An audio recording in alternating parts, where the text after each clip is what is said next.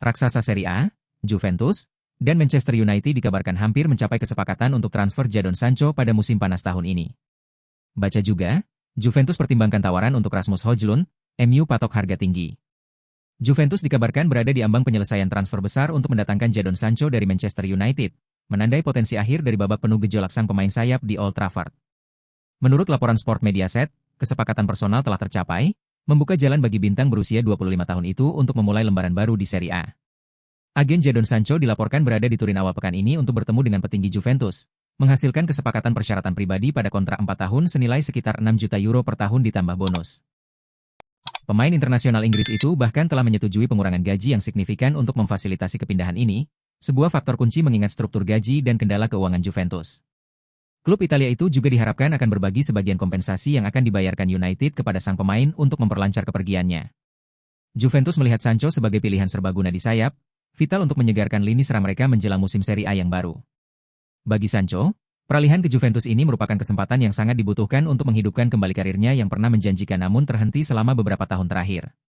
Perpindahan ini diharapkan memberinya platform untuk kembali bersinar di level tertinggi sepak bola Eropa.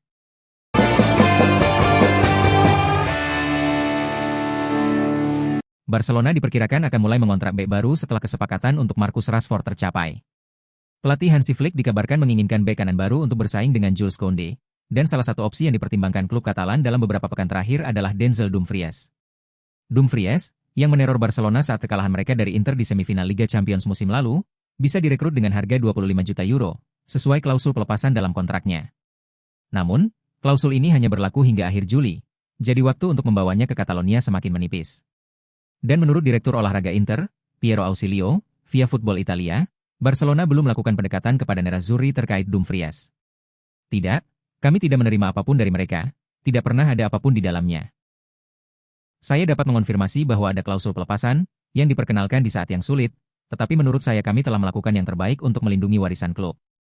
Kami memperbarui kontraknya di saat ada risiko nyata kehilangannya sebagai agen bebas. Saya bisa pastikan klausul itu jauh lebih menakutkan bagi Anda daripada bagi kami.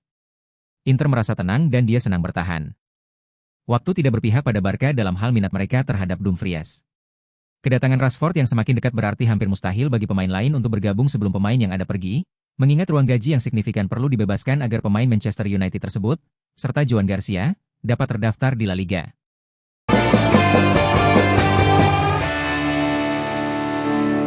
Kevin De Bruyne resmi bergabung dengan juara bertahan Serie A Napoli setelah tidak ditawari perpanjangan kontrak oleh Manchester City. Dianggap sebagai salah satu gelandang terhebat dalam sejarah Liga Inggris, De Bruyne mengakhiri masa gemilang selama 1 dekade bersama City pada akhir musim lalu dan bergabung dengan Napoli dengan status bebas transfer pada bulan lalu. Saya sudah lama berada di Liga Inggris dan akhirnya saya memutuskan untuk meninggalkan Inggris, ujar De Bruyne kepada wartawan, pada Sabtu 19 Juli waktu setempat, saat perkenalan di hadapan publik.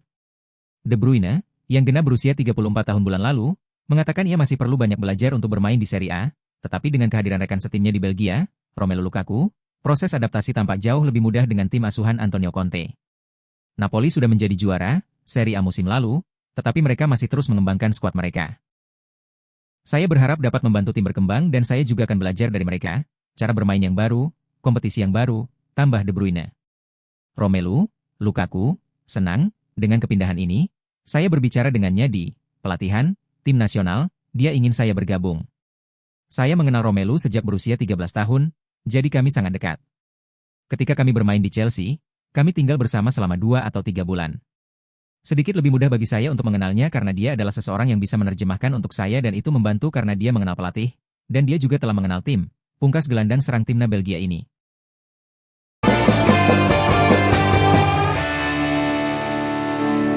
Kevin De Bruyne resmi bergabung dengan juara bertahan Serie A Napoli setelah tidak ditawari perpanjangan kontrak oleh Manchester City.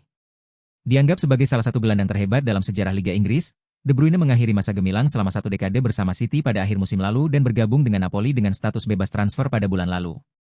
Saya sudah lama berada di Liga Inggris dan akhirnya saya memutuskan untuk meninggalkan Inggris, ujar De Bruyne kepada wartawan, pada Sabtu 19 Juli waktu setempat, saat perkenalan di hadapan publik.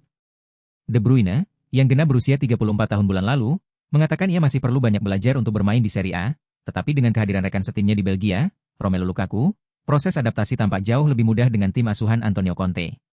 Napoli sudah menjadi juara Serie A musim lalu, tetapi mereka masih terus mengembangkan skuad mereka.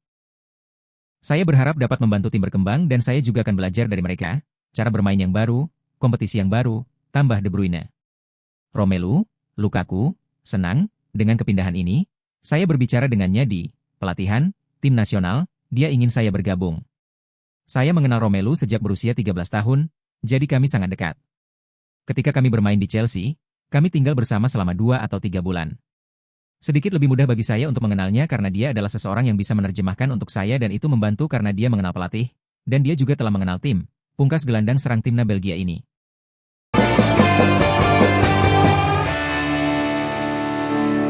Kepergian Luka Modric dan Lucas Vazquez, yang kontraknya berakhir akhir pekan lalu, meninggalkan 2 lowongan di jajaran kapten Real Madrid, dan kini telah resmi terisi.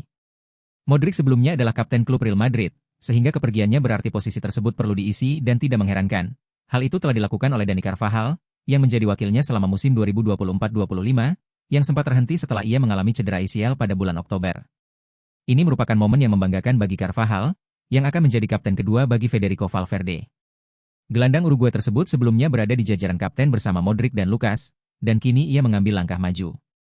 Dan menurut Diario AS, kedua pemain yang disebutkan sebelumnya kini telah bergabung dengan Thibaut Courtois dan Vinicius Junior. Courtois, yang bergabung dengan Real Madrid dari Chelsea pada tahun 2018, akan menjadi kapten ketiga, sementara Vinicius yang bergabung dari Flamengo pada musim panas yang sama berada di urutan keempat. Keputusan ini telah dibuat oleh para petinggi klub bekerja sama dengan pelatih kepala Xabi Alonso, yang akan mengandalkan keempat pemain untuk menjadi pemimpin di ruang ganti menjelang musim penuh pertamanya di bangku cadangan. Penunjukan Vinicius, yang cukup diantisipasi mengingat ia telah menjadi pemain Madrid selama 7 tahun, merupakan hal yang menarik, mengingat masa depannya di Santiago Bernabeu saat ini masih belum pasti. Pembicaraan kontrak antara pemain dan klub telah terhenti, dan Arab Saudi dikabarkan sedang mempertimbangkan langkah yang memecahkan rekor dunia untuk membujuknya meninggalkan Los Blancos.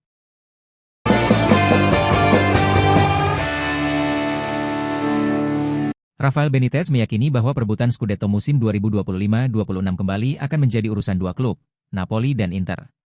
Dalam wawancaranya kepada La Gazzetta dello Sport, pelatih asal Spanyol itu menguraikan keyakinannya berdasarkan perkembangan pasar dan potensi taktis dari kedua tim. Salah satu aspek yang disorot Benitez adalah transfer strategis masing-masing tim. Jika Napoli dikabarkan membidik Kevin De Bruyne, maka Inter merespons dengan mengejar Ademola Lookman, pemain yang diyakini bisa memberi dampak besar secara instan. Lookman telah melakukan hal luar biasa di Atalanta, dan kini berada di fase kematangan penuh. Dia bisa mengubah jalannya pertandingan seorang diri. Dia sudah mengenal lawan-lawannya dan tahu bagaimana menyakiti mereka. Gasperini membentuknya, kini saatnya dia jadi tokoh sentral dalam skema baru Inter, ujar Benitez. Ia melihat langkah kedua klub dalam bursa transfer ini bukan sekadar memperkuat kedalaman skuad, melainkan menghadirkan pemain berprofil tinggi yang mampu langsung mengubah wajah tim. Dari analisisnya, Napoli dan Inter telah memisahkan diri dari pesaing lain sejak akhir musim lalu dan kini kembali menjadi protagonis utama di jendela transfer. Benitez juga menyinggung faktor lain seperti lini tengah dan pertahanan kedua tim yang menurutnya tidak kalah kompetitif dibanding sektor serang. Ia menilai Antonio Conte dan Christian Chivu memiliki fondasi tim yang kokoh secara keseluruhan, bukan hanya di satu lini. Meskipun ia menyebut Juventus dan AC Milan juga mulai bergerak dengan Juventus mendatangkan Jonathan David dan Milan menunjuk kembali Allegri serta membawa Modric, Benitez tetap melihat bahwa Napoli dan Inter memulai proyek mereka lebih awal dan lebih matang dibanding pesaing.